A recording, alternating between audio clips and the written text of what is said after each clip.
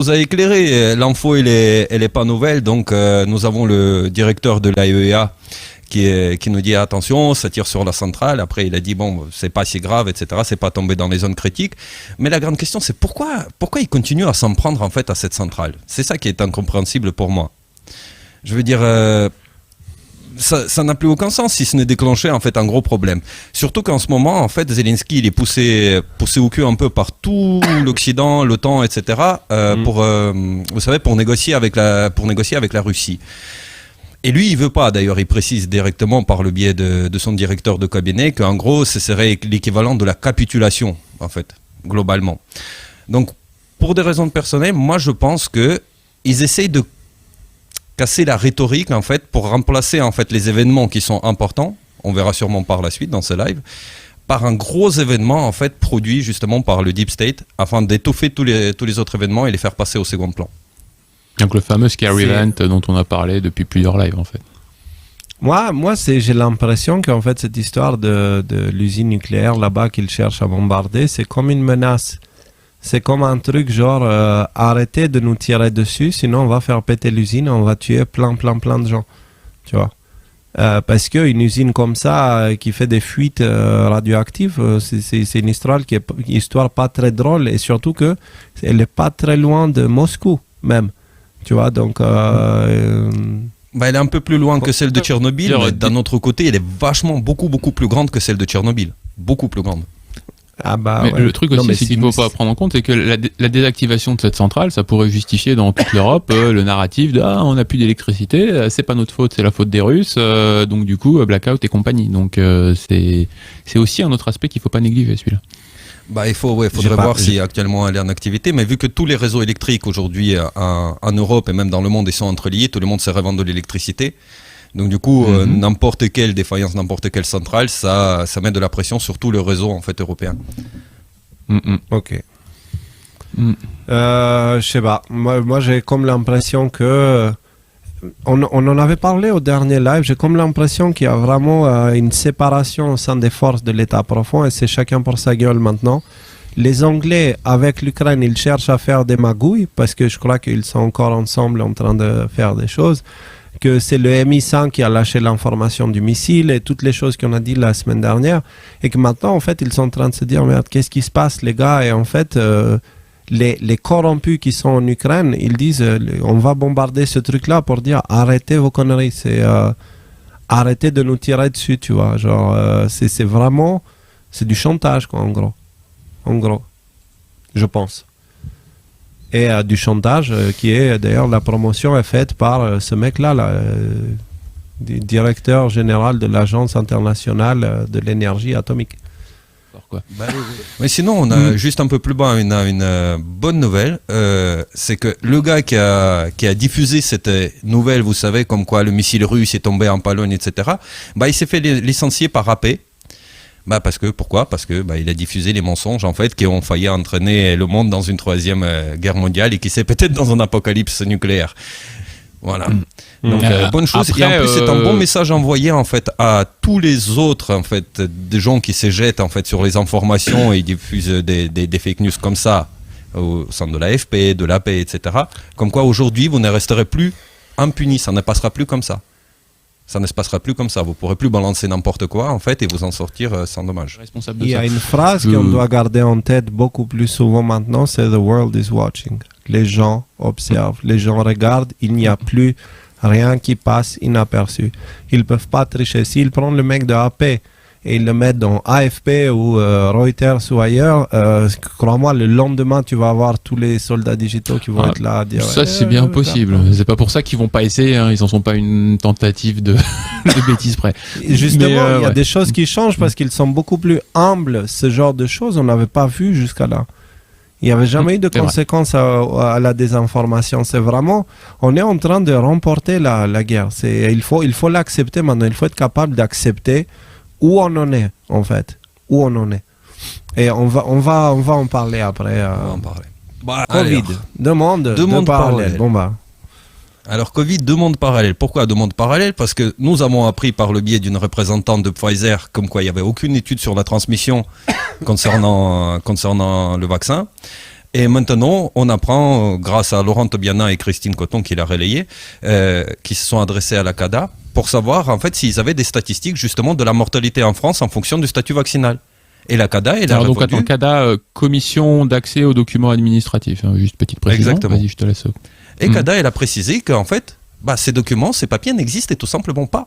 Ça veut dire qu'il n'y a aucune statistique en France concernant les décès en fonction du statut vaccinal. Donc aucune statistique n'est possible. Et en parallèle avec ça, si on descend un peu plus bas... Non, mais ça veut dire aussi, aucune statistique est possible, ça veut dire deux choses. Ça veut dire aussi qu'ils n'avaient aucune statistique pour mettre en avant toutes les mesures qu'ils disaient et qu'ils exigeaient aux populations. C'est pas qu'une question de on a vacciné tout le monde et voilà, maintenant on essaie de cacher les choses. Non. C'est qu'ils n'avaient même pas de quoi le faire en fait. C'est qu'ils racontaient des salades c'est pour ça que dans les plateaux télé, les chiffres qu'ils te donnaient, tu dis les gars, tu l'as sorti d'où le chiffre en fait? Comme ça, ils te sortaient des trucs de ouf. Et en vérité, il n'y a juste pas de statistiques. Voilà. Il n'y a aucune statistique, exactement. Et en parallèle de ça, chez les global... Ouais. Non, excuse-moi, vas-y, pour reprendre, pardon. Et en parallèle avec ça, face au manque de données, même l'absence totale des données concernant quoi que ce soit, en parallèle, on a au sommet de G20, en fait, le ministre de la Santé indonésien, qui a invité en fait le monde entier à créer un passeport de santé numérique international en fait si on peut descendre un peu plus bas, auquel tous les pays doivent se souscrire, et justement cela est sorti sous forme de décret en fait, comme de décret de recommandation à tous les pays de procéder à ce genre de choses. Donc pour un truc complètement inutile, eux les mondialistes ils poursuivent toujours dans leur pensée en fait comme quoi ils vont faire des choses avec ça. Moi ce qui m'interpelle là-dedans, c'est les choses qu'on disait. Que les mondialistes, les globalistes, je finis et je te laisse, ils n'ont pas de plan B. Donc du coup, ils sont obligés de foncer toujours dans la même direction, quoi qu'il en devienne. Quoi qu'il en devienne. Oui, Rudy. Ouais. Moi, ce que je voulais dire, c'est que leur histoire de on n'a pas de base de données, les mecs, ils t'ont foutu en place un passeport vaccinal. Le principe du passeport vaccinal, tu as une base de données où tu sais qui est vacciné, qui est injecté, qui n'est pas injecté. Et là, il te dit, non, on n'a pas ce base de données. Ce que je veux te dire, c'est que là, ils en sont rendus à sortir des mensonges, mais plus gros que ce qu'on n'avait jamais vu, quoi, en fait. Donc là, ils te mentent à la face du monde, ils disent, non, on n'a pas l'information, alors que tout le monde sait que l'information existe. Va pas me faire croire que la base de données du Covid, quand ils ont enlevé le passeport vaccinal, ils se sont dit, toutes ces informations, là, qu'on est allé récupérer, puis qu'on a vendu à la Chine, etc., maintenant, on les prend, on les jette, par respect du statut médical du citoyen. Donc c'est complètement du comment on dit, bullshit de manière polie en live. C'est complètement des bêtises ce qu'ils nous racontent. Et moi j'ai rajouté le petit article en dessous là, c'est que tous les gens qui commencent à paniquer, ah merde, le passeport vaccinal revient, on va pas pouvoir voyager, c'est horrible et tout ça, pas de panique. Ok, aucune raison de paniquer parce qu'il y avait déjà un passeport vaccinal qu'on est arrivé à faire sauter, donc ça a pris des efforts, ça nous a fait transpirer, mais il est plus là le passeport vaccinal. Et rappelez-vous qu'il y a quelques semaines encore, l'OMS déclarait que la variole du singe constituait toujours une urgence sanitaire mondiale. Voilà, et vous la voyez venir, la variole du singe, est-ce que vous en avez entendu parler? Non. Donc voilà, ça fait partie des tentatives, des coups d'essai qu'ils vont faire pour essayer de mettre leur chape de plomb sur l'humanité, et ça ne fonctionnera pas. Donc ça, spoiler alert, ça ne fonctionnera pas. Et rappelez-vous, l'objectif, c'est pas le Covid, c'est pas la santé publique, l'objectif, c'est le contrôle des populations. Moi, je vous dis, pour moi, toutes ces choses-là, c'est juste des clowns qui secouent les deux mains pour attirer notre attention. Ah, regardez, on va faire ci, on va faire ça. Alors que derrière, ils sont en train de... J'étais en train de penser à ce discours de Macron là, qui parle des animaux et de toutes ces choses-là, en fait. C'est un discours, j'aimerais qu'on le mette à un moment et qu'on commente un petit peu dessus, même si on l'a pas mis dans les sujets. Ça m'est venu là et je me suis dit, waouh, c'est quand même le gars, il te lâche des bombes comme ça devant tout le monde. Bon, devinez qui est de retour. Devinez. Marqué dans le titre. Ah merde. Trump. Donald Trump est de retour sur Twitter, sur un coup de génie de Elon Musk qui a profité par la même occasion pour faire un gros nettoyage de bots. Hein?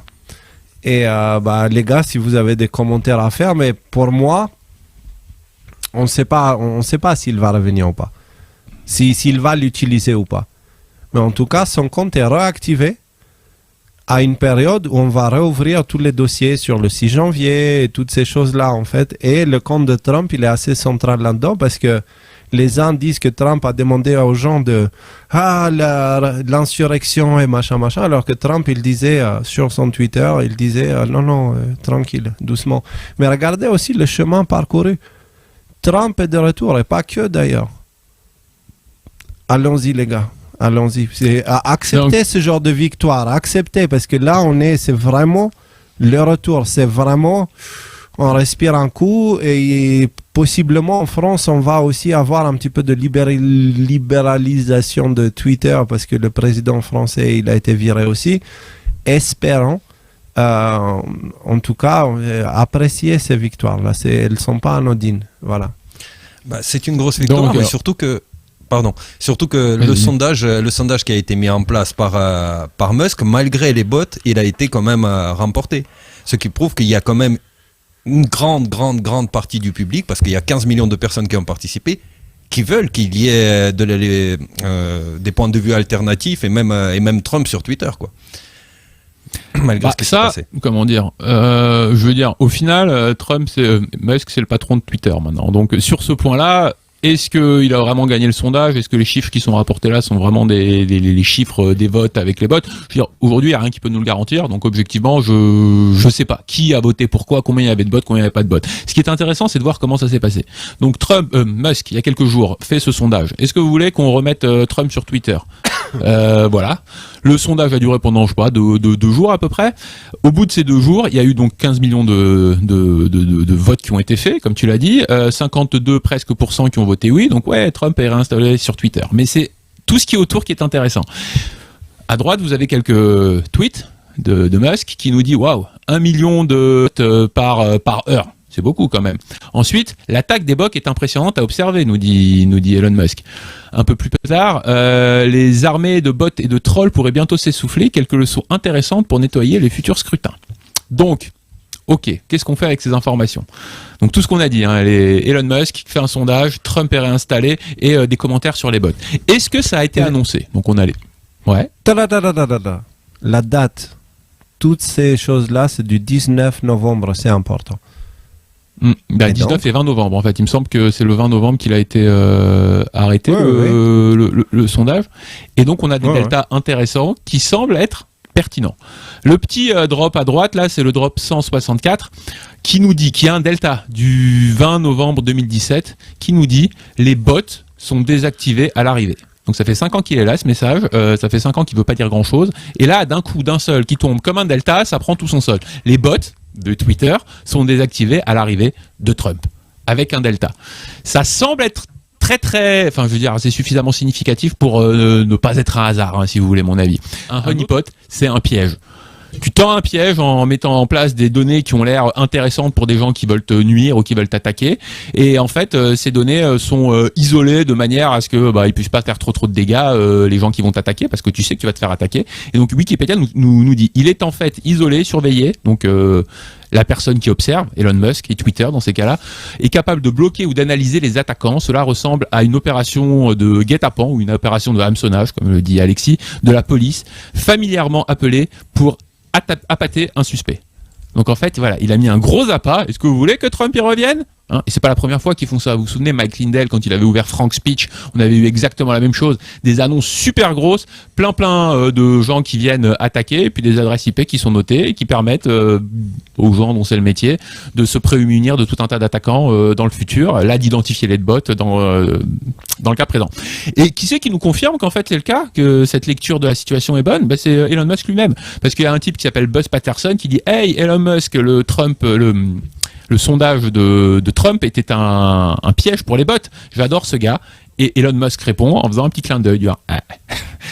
Juste en dessous, là, tu as la réponse si jamais tu scrolles. Donc voilà, confirmé avec un delta, ce qui semble indiquer que toute cette histoire était bien planifiée, bien longtemps à l'avance, et que les choses, voilà, les patriotes sont en contrôle, et ça continue comme ça. On se rappelle aussi pourquoi ça peut être important, effectivement, le retour de Trump, c'est qu'il y avait, comme l'a dit Léo, des tweets qui dataient du 6 janvier, donc autour de la date à laquelle il a été banni, qui sont revenus en ligne, où on voit explicitement que Trump demande aux gens de faire de manifester vers le Capitole de manière pacifique, sans faire sans être violent ou quoi que ce soit, alors que ça fait 2 ans qu'on se tape des enquêtes du 6 janvier, que Trump a fait une insurrection, qu'il a jamais dit d'être pacifique et tout ça. Si, c'est sur Twitter.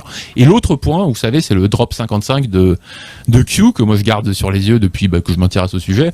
C'est qu'à un moment donné, Q nous informe que, à un moment donné, sur Twitter, un message dira exactement: mes chers compatriotes, la tempête est sur nous, the storm is upon us. Donc on s'était dit, tiens, ça va être Trump, puis non, c'est pas Trump puisqu'il est banni à vie, et puis là Trump revient, donc peut-être que ça pourrait être lui qui va sortir ce message. En tout cas, ça a l'air de se diriger dans cette direction-là. On va voir comment tout ça se déroule. Pour moi, j'aimerais que vous compreniez qu'il y a une raison pour laquelle l'État profond est totalement en panique avec cette histoire d'Elon Musk et de Twitter. Twitter, comme tous les réseaux sociaux, ce sont des opérations de mind control. Par les services de renseignement à 3 lettres comme la CIA entre autres. Et donc là, la CIA vient de perdre un outil à travers lequel il pouvait canaliser un petit peu l'opinion publique et dire à tout le monde ça c'est vrai, ça c'est pas vrai. Il vient de perdre cet outil-là. Et ça, c'est du jamais vu.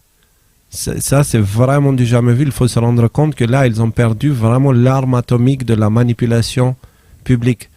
C'est du jamais vu. Grâce à ça, on peut maintenant contrer des informations comme le missile qui est tombé en Pologne n'était pas russe, il était ukrainien. Avant, pas seulement...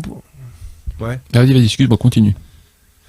Avant, on pouvait pas en fait. Avant, on pouvait pas. Et si jamais on risquait quoi que ce soit, on risquait de se faire bannir de la plateforme. Nous, c'est très simple. La seule manière qu'on a trouvée pour survivre sur Twitter, c'est de ne rien publier. Et pendant une période, il n'y avait rien. On publiait rien. Et j'avais interdit à tout le monde, touchez pas à Twitter, on ne fait rien avec Twitter, on le laisse de côté, on laisse notre compte grandir. Le jour venu, voilà. Et le jour venu. Un truc qui est intéressant, c'est que moi, je l'ai dit plusieurs fois en live, mais je le répète encore une fois, tous les gens qui viennent avec cet argument, ouais, mais si Q, en fait, c'était une opération de l'État profond pour endormir les patriotes et tout ça, là, ils ont perdu Twitter. Il y a quelques temps, ils ont déjà perdu les médias mainstream, ils ont perdu le narratif sur le Covid. Tout ça, c'est Q qui nous a donné les bonnes questions qu'on devait se poser, qui nous a indiqué les bonnes directions où chercher pour arriver à ce grand changement sur toute la scène de l'information. Est-ce que, pour moi, ça fait aucun sens que l'État profond est autorisé pour essayer de flouer des gens, donc notamment les gens comme nous, pour essayer de les flouer, qu'ils aient renoncé à leurs armes de destruction massive. Pour moi, ça fait aucun sens, et c'est dans cette optique-là que je considère que l'hypothèse que Q ce soit une opération de l'État profond comme étant absolument pas quelque chose auquel je souscris. Donc voilà, je pense qu'on a encore une preuve de plus qui va dans ce sens-là. Donc voilà, un autre qui est pas content, c'est Jacques Attali. Oh, il est pas content, hein. Qu'est-ce qu'il nous dit, Jacques ? Il nous dit: ceci pourrait être l'embryon d'une pseudo-démocratie planétaire privée visant à imposer au peuple des décisions soi-disant approuvées digitalement par des centaines de millions de gens ou des bots. Donc le même gars qui nous disait il y a 3 mois, il y a même pas 3 mois, il y a 1 mois et demi, que demain le monde serait divisé entre 3 populations. Ouais, qu'est-ce qu'il y a ? Qu'est-ce qu'il y a, Jaco ? T'es jaloux ? T'as perdu ton jouet ? C'est quoi ? C'est la jalousie, parce qu'en fait, jusqu'à là, ce que tu décris, c'est exactement ce qui était là. C'était l'embryon d'une pseudo-démocratie planétaire privée.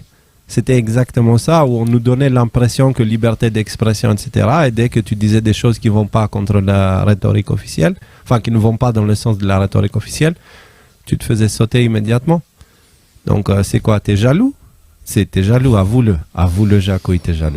J'avais oublié que toi et lui, vous avez une petite relation privilégiée depuis le documentaire sur lequel il répond à tes questions. Il me connaît, je suis sûr qu'il a même rêvé de moi une fois.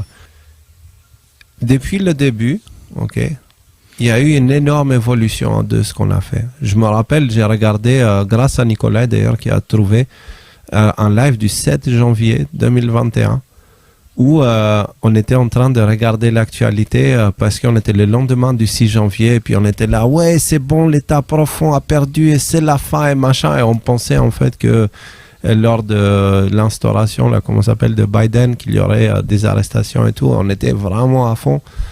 Mais ce qu'on disait déjà à cette époque-là, c'est que il y aura une tempête. Cette tempête, quand elle aura lieu, l'état profond va tellement perdre le contrôle de la rhétorique qu'ils vont chercher à faire taire toute forme d'opposition de différentes manières. Une d'entre elles, c'est couper Internet. L'autre, c'est les blackouts. D'accord ? Donc, il se trouve que, bien sûr, on sait ce qui s'est passé par la suite. C'est juste, on était un peu trop gourmand au niveau du timing. Mais par contre, là, je peux vous dire que avec l'expérience que j'ai prise et la méfiance que j'ai au niveau des annonces, des dates, etc., je peux vous dire qu'en janvier, ça va être le gros bordel. Ça va être vraiment le gros bordel et que ça commence officiellement. Pourquoi ?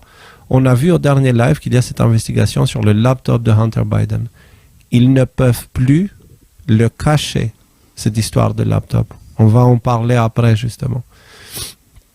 Ils ne peuvent plus le cacher, au point où même CBN, des médias mainstream, ils sont en train de dire, en fait, finalement, le laptop, c'était pas de la désinformation russe, etc. On a ça en janvier. On a l'investigation sur le 6 janvier. 6 janvier, ce qui s'est passé. Il y a la fraude électorale qui est en train d'éclater aux États-Unis avec cette histoire d'Arizona. Donc finalement, ça commence maintenant. Au Brésil, on n'en parle même pas. C'est n'importe quoi. Et en fait, ils n'ont plus Twitter, qui est donc l'outil central à travers lequel toute l'information passait. Ils n'ont plus rien. Tous les pions sont en place. Et avec beaucoup de calme et de sérénité, je vous dis qu'à partir de janvier commence la vraie tempête. Celle qu'on vous annonce depuis longtemps. Et ça ne va pas se faire du jour au lendemain. Mais par contre, les grosses investigations qui vont commencer à faire tomber les gros noms commencent à partir de janvier. Et devinez quoi ? Risque de coupure d'électricité ciblée en janvier. Waouh, quelle surprise! L'industrie allemande de viande met en garde contre pénurie et l'augmentation des prix. Ça aussi, parce qu'on avait dit blackout, pénurie, coupure d'Internet. Et RTL qui dit ça aussi, c'est bon, c'est réglé l'inflation. Voilà. Et la majorité est en difficulté face aux probables coupures de courant de janvier. Ce ne sont pas des coupures probables. À mon avis, ce sont des coupures. Et il va falloir faire avec. Il va falloir vous préparer toutes les choses qu'on vous a dit. Il ne faut pas oublier tout ce qu'on a dit. Nous, on n'a pas oublié ces histoires d'enfants, de trafic d'enfants, de sacrifice d'enfants, de groupes satanistes. On n'a pas oublié toutes ces choses-là du tout.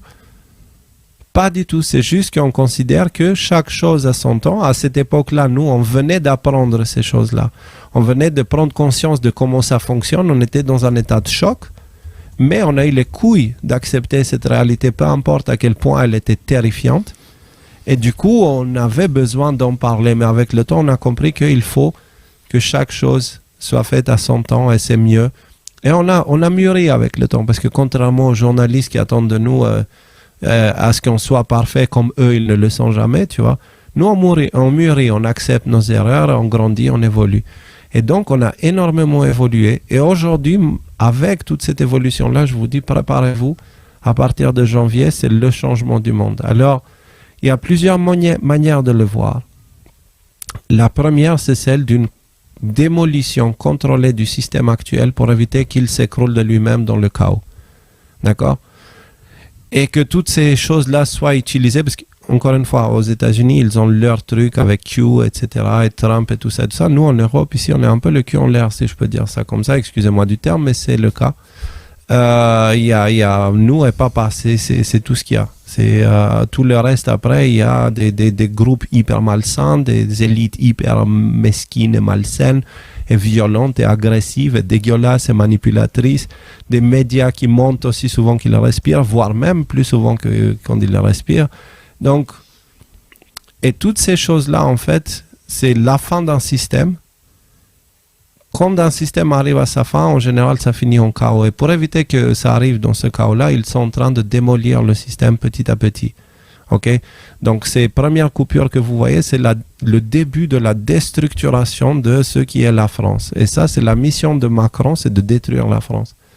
Et de détruire l'Europe, évidemment, avec tous les autres pays européens. Cette chose-là commence là. Alors, je pense que nous, dans cette période-là, la sortie en Europe ne sera pas la même qu'aux États-Unis. Mais à un moment donné, les gens vont se réveiller, etc., etc. Et puis, on parlera parce que c'est après le dernier boss. Mais là, pour l'instant, je parle de l'avant-dernier boss. C'est une excellente opportunité pour que vous profitez, pour changer vos vies littéralement et vraiment déstructurer toute votre perception de la réalité et construire une nouvelle qui vous met proche de la nature, proche de l'environnement, proche du vivant, proche de la relation qu'on a avec le Père Créateur et la Mère qui est ici sur la Terre, proche de cette famille universelle que nous sommes et à travers laquelle nous sommes tous des frères et sœurs. Profitez de ce moment-là.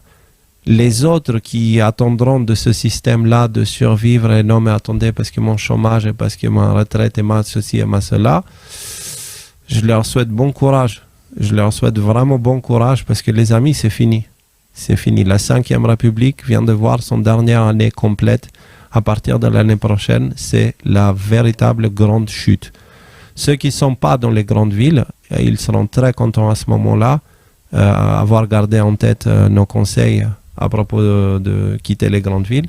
Ceux qui sont encore dans les villes, ils comprendront le besoin bien avant tout le monde pour quitter les grandes villes. Et après, voilà, et il va se passer ce qu'il va se passer. Les choses vont changer. Encore une fois, une naissance est quelque chose de douloureux.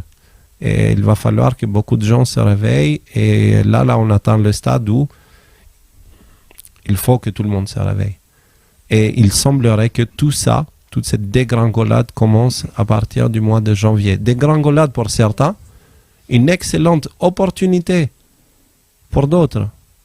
D'accord? Parce que c'est vraiment c'est quelque chose qui est juste là pour nous montrer à quel point la vie peut devenir merdique et extrêmement dangereuse, pénible, difficile, affreuse, dégueulasse, tout ce que tu veux, quand on ne suit pas les lois du vivant. D'accord? Donc, quittons ce monde qui ne suit pas les lois du vivant et allons vers les lois du vivant dans l'environnement, dans la nature. Je me guéris avec Artemisia annua. Ça marche. Et on passe directement à la fraude électorale au Brésil. Alors déjà, un merci à Jérôme qui nous continue à me donner des informations de première main là-dessus. Qu'est-ce qu'on a? On a un article. Tu peux juste me montrer le titre de l'article, s'il te plaît? Le ministre de la Défense n'accepte pas le passage de l'armée au gouvernement. Il veut d'abord avoir le code source. Et donc, si jamais on monte un petit peu là-haut, je vous ai mis les 2 paragraphes qui étaient intéressants. Je vous lis donc en gros: le général Paulo Sergio, ministre de la Défense, ainsi que les commandants des forces armées, puis là vous avez tous les noms des commandants, n'acceptent pas de traiter de la transition avec l'équipe de Lula. Un peu plus loin, selon les coulisses de Brasilia, les alliés de l'ancien président ont reçu l'information, blablabla, qu'il n'y aura pas d'inauguration présidentielle si le code source, comprendre le code source des machines sur lesquelles toute l'élection brésilienne est effectuée, n'est pas fourni par le tribunal électoral qui va bien. Donc les militaires prennent clairement position par rapport à ça. Donc très bonne nouvelle pour le peuple. Voilà, c'est Revista Formosa qui, de mes recherches, m'a l'air d'être un truc quand même très très sérieux qui nous rapporte ça. Ensuite, on nous rapporte, donc nos correspondants sur place et notamment Jérôme nous rapporte un certain nombre de points que je vous redonne. Donc voilà, ça c'est quelqu'un qui est sur place qui me raconte ça. Donc les camionneurs sont majoritairement à l'arrêt, donnant lieu à d'importantes congestions de la chaîne logistique. On a vu ça avec Evergreen, on avait vu ça à plusieurs reprises.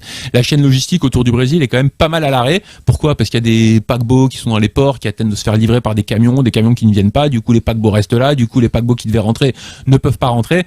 C'est un petit peu le chaos au niveau de la chaîne logistique. Bon, ça c'est un truc. Deuxième point, information qui n'a aucun intérêt mais qu'on vous mentionne quand même, là il y a quelques jours il y a la Coupe du Monde de football au Qatar qui a démarré, et le peuple brésilien, qui est peut-être le peuple le plus branché football, donc soccer pour les camarades d'Amérique du Nord au monde, n'accorde aucun intérêt à cette coupe. En tout cas, les gens qui manifestent n'accordent pas d'intérêt à cette coupe qui a commencé, donc une distraction majeure qui aurait pu faire échouer cette espèce de mouvement populaire n'a pas pris en fait. Les gens ne sont pas rentrés chez eux pour aller regarder le football, les gens restent dans la rue pour exiger, ils ont compris où était leur intérêt, quoi. Le foot c'est un beau sport que des gens aiment beaucoup, mais ça n'a rien à voir avec qui est-ce que tu mets à la tête de ton pays, surtout quand c'est une ordure comme Lula qui doit être mis là. Des hôpitaux ou des campements militaires sont installés dans plusieurs endroits du Brésil, dont un sur la grande place au centre de Sao Paulo qui est la ville la plus riche du Brésil. Voilà, alors officiellement, c'est si jamais il y a des problèmes pour pouvoir genre accueillir les malades ou les gens qui sont blessés ou des choses comme ça. Voilà, il y a d'autres hypothèses qui circulent sous le rideau. Donc, enfin, je vous laisse imaginer qu'est-ce que des militaires déployés dans les grandes villes pourraient faire dans le cadre d'un problème de fraude électorale comme ça. Voilà, on n'a pas de confirmation en ce moment de quelles sont leurs véritables intentions, mais c'est quand même très intéressant. Et enfin, de très grandes antennes satellites, des antennes de réception, sont en cours de déploiement par l'armée sur les sommets des plus hauts immeubles de certaines capitales d'État du Brésil, laissant place également à des spéculations sur leur utilisation. Qu'est-ce que les militaires pourraient faire avec des antennes émettrices et réceptrices de signaux télévisuels, par exemple, dans le cadre d'une information comme ça? Voilà, je vous laisse imaginer, parce qu'on n'a pas de confirmation que ça existe, donc je vais même me retenir de dire des choses qui... Ouais, vas-y. Il y a quelqu'un dans le chat qui demandait si les gens ils sont toujours dans les rues. Oh que oui.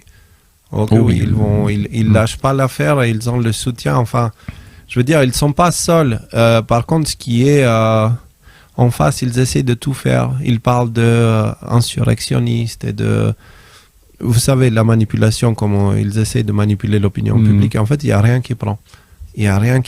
Ils bloquent des comptes, ça prend pas. Ils sont juste en train de mettre en colère les autres en face qui sont en train de grandir de plus en plus, et ils ont l'armée de leur côté. Donc, le peuple a l'armée de son côté cette fois. Voilà. Donc Lula, je crois qu'il va se la prendre, à la brésilienne, à mon avis. Alors, midterms en Arizona, parce que c'est justement la fraude électorale, c'est par là que le sujet sera ouvert, comme Rudy l'avait très justement prédit avec cette histoire de Kari Lake, parce que vraiment, il y a cette dame qui a tout pour elle, et que les gens en Arizona aiment beaucoup, qui est face à Katie Hobbs, qui est une personne corrompue jusqu'à l'os, pourrie, menteuse, manipulatrice et tout ça, et que les gens le savent. D'accord, c'est genre du calibre de Kamala Harris en termes d'amour du public. Voilà. Voilà. Et il se trouve que malgré tout, dans un concours de circonstances super bizarres, elle a perdu, alors qu'il n'y a personne qui croit qu'elle a perdu. Personne. Et du coup, elle-même, elle a commencé à faire des démarches, etc. Et il se trouve qu'elle a du soutien. Elle ne va pas se laisser faire. C'est une dame qui a des cojones. Les femmes vont changer le monde. Donc sur les élections, ça bouge au Brésil, ça bouge aux États-Unis. On se rappelle aussi que ça bougeait en Allemagne, on vous en a parlé. De quoi on parle d'autre en dessous? Voilà. Donc maintenant, on va faire un petit point sur la situation aux États-Unis entre d'un côté les patriotes républicains et la réaction des démocrates de l'autre côté. Donc déjà, on vous l'a dit, il y a les enquêtes qui vont commencer. Et donc effectivement, le Deep State et la gauche. C'est maintenant. Pour le Deep State. Allez, Rudy avec nous. Le Deep State, le changement, c'est maintenant. Ouais. C'était une autre époque. Donc, on vous a dit, le Deep State est en panique, la gauche radicule est en panique. Preuve à l'appui, CNN avec 2 articles qui nous dit quoi? Un nouveau groupe électoral dirigé par David Brock lance une campagne de plusieurs millions de dollars pour saper les enquêtes du Parti républicain. Donc là, on prend un peu de recul pour analyser cette information. Donc les démocrates qui vous ont dit pendant 2 ans que oulala, les menaces à la démocratie, les gens qui remettent en question les élections, c'est horrible, il faut remettre en question la démocratie et c'est vraiment dangereux de remettre en question la démocratie. Donc les mêmes qui nous ont dit ça pendant 2 ans, maintenant que la démocratie a parlé et qu'il y a un congrès qui est à majorité républicaine, qu'est-ce qu'ils font? Ils disent on va prendre plein de pognon de quelques millionnaires, de quelques milliardaires qu'on connaît, justement pour empêcher les gens élus démocratiquement de faire le travail pour lequel ils ont été élus démocratiquement. Et ça ne choque personne. C'est complètement ridicule. Donc ils vont lancer tout un tas de millions de dollars pour essayer de lutter contre les enquêtes du GOP. On va voir comment ça se passe pour eux, on va voir le succès qu'ils vont avoir par rapport à ça. Autre chose, le ministère de la Justice, donc Merrick Garland, annonce la nomination d'un avocat spécial, donc d'un special counsel, comme c'était Durham, c'était son rôle, special counsel, dans le cadre des enquêtes criminelles sur Mar-a-Lago et le 6 janvier concernant Trump. Donc rien que sur le titre, beaucoup de choses à dire. Déjà, il y a un conseiller spécial. Est-ce qu'il faut s'inquiéter? Non. Pourquoi il ne faut pas s'inquiéter? Parce qu'un conseiller spécial sur Trump, il y en a déjà eu un. C'était Mueller. donc vous savez, qui a fait le rapport Mueller. Pendant 2 ans, ils ont dit Trump collision avec la Russie, Trump collision avec la Russie. Il a fait son rapport et dans le rapport, il avait dit explicitement noir sur blanc qu'en fait, il avait aucune preuve. On a fait des articles de d'évolution 6 notamment parle de ça. Allez le voir si jamais ça vous intéresse. Donc, conseiller spécial, déjà, voilà, on a déjà vu que il y a déjà des leaks dans cette histoire. Les médias commencent à savoir de quoi ça parle et tout ça, alors que le conseiller spécial vient à peine d'être désigné. Donc c'est pour vous dire, ce sera pas une enquête comme Durham, sur lequel pendant 5 ou 6 ans il y a eu 0 information consultée. Ça va être encore une enquête où on va te dire, oulala, on a des preuves, c'est très très grave, on peut pas vous les montrer tout de suite, mais Trump, ça va mal se passer pour lui, comme ça fait 6 ans qu'ils le font. Vous pensez pas qu'avec la haine qu'ils ont contre Trump, s'ils avaient quelque chose de sérieux contre lui, il aurait déjà sorti? C'est incroyable ce qui est en train d'arriver. C'est une QAnon. C'est ça. C'est une QAnon, cette dame-là. Elle est incroyable. C'était la seule femme du coup de la Chambre des représentants. La politicienne de Chambre des représentants qui s'est faisait tout le temps traiter de QAnon. Et ce qui a été intéressant avec elle, c'est qu'elle portait au final justement les informations et les idées en fait qu'on partageait, hein, puisque c'est elle qui parlait également et des cercles pédos et de l'inefficacité de vaccins et l'arnaque de la pandémie, en fait, tout ce genre de choses. D'ailleurs, elle s'est fait suspendre son compte l'année dernière pour avoir partagé les données de VAERS, vous savez, cette base de données en fait de recensement des effets secondaires de vaccins. Et maintenant que c'est rétabli tout ça, c'est elle qui avait porté justement la proposition d'impeachment à l'égard de Biden. Oui, c'est vrai. On va voir ce que ça va donner. C'était encore en 2021. Et maintenant qu'elle est rétablie, ça attire vachement attention sur sa personne, sur Twitter. Ça attire vachement attention parce qu'elle est citée justement par beaucoup d'internautes, etc. Et le compte qui a été rétabli, c'est pas son compte en tant que, vous savez, la représentante, c'est son compte en tant que Marjorie Taylor Greene. Ouais. Comment ? Ouais, personnel, mais qui, en plus, elle a rajouté quelque chose comme quoi c'est un compte non censuré, en fait, en quelque sorte, où elle se permet de dire des choses qu'elle ne peut pas se permettre de dire sur l'autre compte. Ouais. Voilà. Et concrètement, même tous ces médias qui refusaient cette histoire et qui disaient théorie de complot. Bon, apparemment, l'ordinateur était réel et les conflits dedans, ils sont extrêmement graves et ils vont être enquêtés. Les gars, on est en train de parler d'investigations qui concernent directement le président des États-Unis pour corruption, quand même. Je veux dire, corruption et trafic de personnes aussi, pour oui, on est très loin de cette époque où tu avais 2-3 complotistes. Qui disait que les 2 tours étaient peut-être pas tombés à cause d'un barbu en Afghanistan avec je sais pas quoi. On est loin de cette époque-là. Le Pentagone. Ouais. C'est ça. On est très très très loin. C'est en train d'arriver et comme vous pouvez le remarquer, l'État profond a perdu la guerre de l'information. L'opération militaire, la tempête, va bientôt commencer. L'attaché de presse de la tempête qui est Q a bien joué son rôle de former le journalisme citoyen et de préparer le journalisme citoyen pour cette guerre d'information. Et nous sommes en train d'emporter cette guerre haut la main. Et c'est pour ça qu'on est aussi plus Epstein. Oui, parce que voilà, ça fait longtemps qu'on n'en avait pas parlé d'Epstein. Donc vous savez, Epstein, lui, il s'est fait suicider dans sa prison. Ghislaine Maxwell, elle a été condamnée, elle a pris, je crois, 30 ans de prison, 20 ou 30 ans, je sais plus. Bon, elle a pris beaucoup d'années de prison parce que elle était à la tête d'un réseau de trafic de personnes. Mais les clients de ce réseau n'ont jamais été annoncés. Genre, ils sont restés scellés. Il y avait un juge qui avait gardé les noms cachés parce que t'imagines, si jamais tu fais du trafic d'enfants, faut pas que ça ruine à ta réputation, ça vienne nuire à ta réputation. Bon, il se trouve qu'il y a un juge qui a dit non, c'est des bêtises, tout ça. Donc les noms qui sont toujours pas divulgués, il y en a 8 qu'on va divulguer. Et on apprend que l'une de ces personnes, de ces 8 personnes qui va divulguer, donc c'est Fox News qui nous l'apprend, vous irez voir dans l'article où il y a marqué source là, l'une de ces 8 personnes est Tom Pritzker, président exécutif milliardaire de Hyatt Hotel, rien que ça, quoi. Hyatt Hotel, c'est une des grosses chaînes d'hôtels de luxe, qui a déclaré que la publication blablabla sera un préjudice pour sa réputation. Oui, c'est vrai, ça va être un préjudice pour sa réputation. Néanmoins, le juge a quand même décidé de déclarer ça. Et il se trouve que Tom Pritzker, dont la photo est à gauche là. C'est quoi cet argument, monsieur le juge? Moi, vous ne dites pas que c'est moi le voleur, ça risque d'entacher ma réputation. Oui, mais vous l'avez fait. Oui, mais ça, c'est pas important. Ma réputation, c'est plus important. Ils sont tarés, en fait. C'est quoi ce monde? C'est quoi ce monde sans déconner? C'est des arguments sérieux? Écoute, sans déconner, putain, la prochaine fois où j'ai le moindre point ou de conneries comme ça, heureusement j'ai pas affaire avec ces histoires-là, mais si j'avais, je vais dire, monsieur le juge, c'est ma réputation là, ça va pas la tête? Non, je rentre chez moi. Mais t'imagines dans quel univers parallèle ils vivent en fait? Ça veut dire qu'ils étaient tout ce temps au-dessus de tous ces lois en fait, et à un moment donné, confrontés en fait à ce que leur arrive, ils sont là, ils disent ma réputation.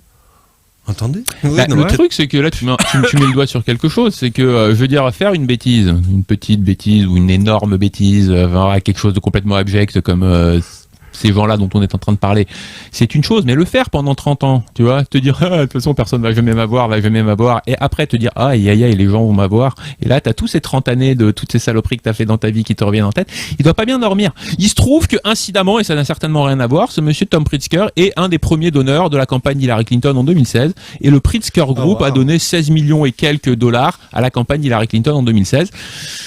Allez comprendre pourquoi c'est toujours les mêmes personnes qui sont impliquées dans ces histoires, pourquoi quand on suit l'argent c'est toujours finalement dans les poches du Parti démocrate et d'Hillary Clinton que ça va.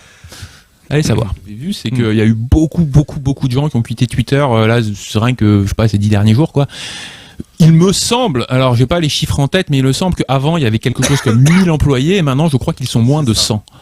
C'est-à-dire qu'ils ont viré, mais 90, je sais pas, j'ai même pas fait le calcul dans ma tête, mais ils ont viré pratiquement tout le monde. Et pourtant, bien qu'ils disaient Twitter va plus marcher, il a viré tout le monde, Twitter marche, on constate ça c'est le premier point. Et de deux, ils sont arrivés en 2 jours à virer tout ce truc-là, alors que quand ils avaient 8000 personnes, ils l'ont pas fait. Donc c'était pas une question de moyens, c'était pas une question que c'est trop difficile à faire, c'était pas une question qu'on n'a pas la technologie de le faire, c'était une question de volonté. Ces hashtags pédophiles étaient connus, étaient identifiés, étaient autorisés, étaient acceptés, et voire même ils étaient dans certains réseaux boostés par l'algorithme. Donc écoutez, ça vous dire tout ce que vous avez à savoir sur les gens qui étaient en charge avant. En tout cas, Elon Musk, avec des fois des attitudes qui sont quand même plus que discutables, sur ce coup-là, chapeau bas. Sur ce coup-là, chapeau bas. Pas que sur ce coup-là. Pas que sur ce coup-là. C'est le truc, faut pas voir les choses noir ou blanc. Moi, je lui fais pas confiance. Je lui fais toujours pas confiance. Parce que je pense qu'il est beaucoup trop déconnecté de la vraie vie d'un individu depuis là où il habite avec tous les projets qu'il fait. Il n'a pas les mêmes problèmes. Lui, il a les problèmes du petit 1%, tu vois. Même pas 1%, c'est 0,001%. Donc non, je pense pas que je peux lui faire confiance. Par contre, clairement, tout ce qu'il est en train de faire là, c'est des choses positives. Tout n'est pas blanc, tout n'est pas noir. Lui, il fait ce qui est bon à son regard, selon ses principes et selon comment il a été forgé et formé par la vie. D'accord ? Et il se trouve qu'on partage visiblement beaucoup de valeurs, parce que la pédophilie, j'ai vu aussi, c'est dans un truc, il avait répondu, j'ai perdu mon premier enfant dans mes mains, j'ai senti son dernier battement, la protection de l'enfant, c'est pas quelque chose avec lequel je joue, ou je prends à la légère. Il l'avait dit. Donc de ce côté-là, je pense que c'est quand même quelqu'un qui... Voilà. Tout n'est pas blanc, tout n'est pas noir. Je déteste toujours son image avec son costume, le champion du diable, et tout ça, je comprends toujours pas pourquoi. Mais encore une fois, tout n'est pas blanc, tout n'est pas noir. Regardez, dans la Bible, il y a plein d'histoires où Dieu a utilisé des personnes méchantes pour juger des personnes encore plus méchantes, pour permettre à la fin aux esclaves de se libérer, en fait. Donc, c'est un petit peu aussi ce qu'on est en train de vivre en ce moment. Voilà, bref. On est sur le sujet des enfants qui enfin sort. Ça fait un moment qu'on vous a dit que le sujet des enfants va finir par sortir. Et voilà, il y a cette histoire d'Elon Musk. Et il y a un autre sujet. Donc Tucker Carlson nous fait un résumé sur une histoire. Donc Balenciaga, eux, ils font des vêtements de luxe. Ils ont fait une campagne de pub qui est pour le moins discutable. Et Tucker Carlson vous donne une opinion là-dessus qui est, qui résume bien la situation. Merci Hello sur cette vidéo aussi. Merci Hello. Into deep involvement with the sexuality of children. That has always been and must in a civilized society always be the most forbidden thing. It's considered unacceptable even among prison inmates. But now it seems to be growing in its prevalence. Consider the latest ad for the clothing brand Balenciaga. This was just uploaded on Instagram. As you can see, the photo shoot they're using to sell their products features a young girl holding a teddy bear in a bondage outfit. Then, in case you missed the point, the photo shoot also contains this image. It shows several documents. Most of them aren't visible, but what you can see when you zoom in, and of course the point is that you see it, is a reference to a U.S. Supreme Court case called Ashcroft versus Free Speech Coalition.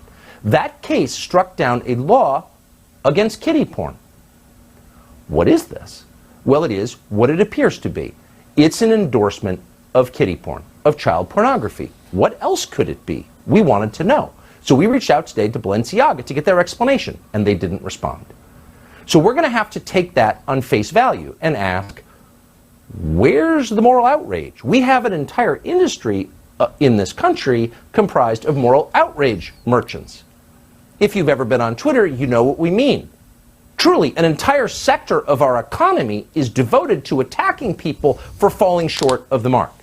And here is a high-end retailer promoting kiddie porn in an ad on Instagram, and nobody notices. There's no boycott, there's no front-page New York Times editorial against it. And of course, Instagram let the advertisement run, endorsing kiddie porn. And by the way, if you have an alternate explanation for what this was, let us know. A child with a teddy bear in a bondage outfit and a Supreme Court decision striking down a kiddie porn law displayed on the table? What is that? Are we jumping to conclusions? Don't think so. It is what it appears to be. It's right in your face and no one's saying anything. Again, Instagram had no problem with this. Until Elon Musk took over Twitter, Twitter allowed hashtags that explicitly linked to child pornography. Nobody said anything because crimes against children are no big deal. It's thought crimes that are the real crimes.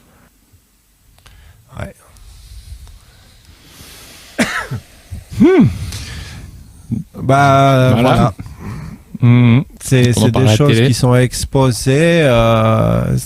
Encore une fois, il y a de ça 2 ans, ça aurait été un soldat digital qui aurait fait ce truc-là dans un coin et les médias de masse n'auraient pas abordé le sujet. Là, on est au stade où même nous, soldats digitaux, on apprend des choses par les médias de masse. Parce que justement, les médias sont vraiment... enfin, aux États-Unis. Ils sont en train de changer. Et ils ne peuvent plus cacher. On se posait la question à l'époque, on se disait, mais est-ce qu'ils vont couvrir les médias de masse? Toutes ces histoires-là, les révélations, toutes ces choses-là? Je pense que oui. Maintenant que Twitter, ils ont perdu le contrôle de Twitter, ils ne peuvent plus contrer le narratif, ils seront obligés.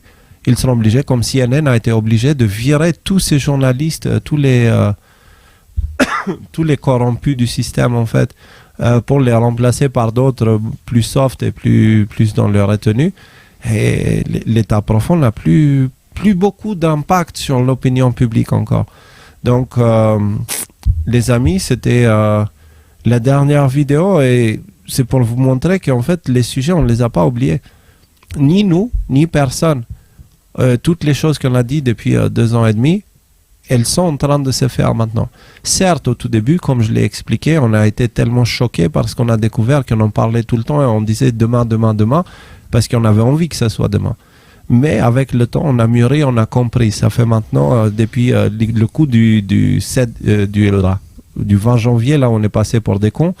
Avec cet article du Monde, on va passer pour des cons devant 35 000 personnes. Merci, William. Je me rappellerai. Et du coup, depuis, on a pris beaucoup de recul. Mais là, je peux vous dire que même avec tout le recul du monde, je vois pas comment ça pourrait bien se terminer pour l'État profond. Et en fait, quand on arrive à ce stade-là, où on a Macron qui balance des choses comme ça, il y a un truc, les gars, il y a un truc, vraiment, je vous dis, en arrière-plan, il y a une guerre, elle est à fond. Et là, ce qu'il essaye de dire, c'est si on se lance dans cette guerre où vous cherchez à nous faire tomber, ça va faire mal à tout le monde. Et c'est pour ça, vous comprenez que les autres en face, les patriotes, ils essayent petit à petit d'exposer pour éviter de faire écrouler le système entier. C'est pour ça que cet octobre-là, il était primordial, c'est parce qu'il n'y a pas eu besoin d'une intervention militaire ou quoi que ce soit de très scandaleux, de très violent pour l'opinion publique, pour que les élections puissent rester, pour qu'ils gagnent au moins le congrès qu'ils ont besoin pour lancer les investigations et tout. C'est pour ça qu'il faut comprendre que là, on est en train de passer à côté d'un désastre qui aurait pu déjà coûter des millions de vies. On ne se rend pas compte qu'est-ce que ça représente. Oui. Il y a Jaco Attali, justement, parce qu'il répète un peu le discours de Jacques. Hein. En gros, qui disait le nouvel ordre mondial à la place de la guerre ou après la guerre, quoi. Là, il dit mot pour mot exactement la même chose. Parce qu'il dit il y a genre 12 éléphants. Ben, Jacques Attali, il disait dans une émission, il dit de toute façon, on n'a pas le choix, genre le nouvel ordre mondial, il le faut. Est-ce que ça sera à la place de la guerre ou après la guerre? Voilà, c'est ça la grande question. Et là, en gros, Macron, il nous resserre à peu près le même discours aujourd'hui. Ouais. Qui est d'ailleurs complotiste, c'est YouTube qui le dit. Attention. Oui, voilà, c'est ça. C'est tu crois qu'il va se faire virer, Macron, du coup? Ce serait marrant qu'il se fasse virer de Twitter ou de YouTube. Je sais pas. Idée comme ça. Propagation de fake news.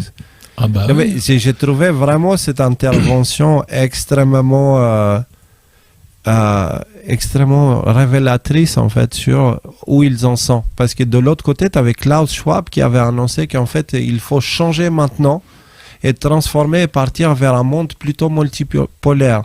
Donc Klaus Schwab n'est plus d'accord avec Macron. Vous comprenez? Pendant que Zelensky dit que c'était un missile russe, alors qu'en fait, c'était pas un missile russe, etc. Moi, je vais vous dire ce que je pense. C'est que dans cette période-là, les plus grands cerveaux de l'humanité ont vu la fin du système financier arriver. Et en général, ça vient avec la fin de la civilisation. D'accord? Historiquement, c'est déjà produit plein de fois et ça finit toujours dans le sang et c'est un désastre, c'est un chaos. C'est un truc de ouf. Donc là, ils se sont dit, c'est nous qui contrôlons tout. D'accord? On va essayer de faire en sorte à ce que pendant cette transition-là, on garde le contrôle et que peu importe ce que c'est la suite, c'est toujours nous en haut et les gens en bas. Ok. Et là, il y a une petite entité qui a débarqué de nulle part et qui profite de ce moment-là spécifique et qui se dit, c'est là où vous avez le cul en l'air, c'est là où on va venir bien équipé. Tu vois? Parce que c'est le moment, il y a une fenêtre d'action qui permet justement aux patriotes de dire, bon, maintenant, l'État profond, ils sont à la merci de papa. Et papa les aime pas trop. Donc maintenant, nous, on peut venir récupérer le pouvoir du monde. Voilà. C'est ça les deux éléphants qu'ils disent. Ce n'est pas encore le peuple, ce n'est pas encore toutes ces choses-là, mais il nous faut une transition. Et cette transition vers le nouveau monde va passer vers un pouvoir autoritaire étatique. C'est inévitable. C'est ce qui se passe toujours après un grand désastre. Et il y a un grand désastre qui nous pone, mais ce désastre-là, il est annoncé. Donc ce ne sera pas une surprise, vous le savez, vous êtes en train de vous préparer pour. Et ce désastre s'appelle la fin du système.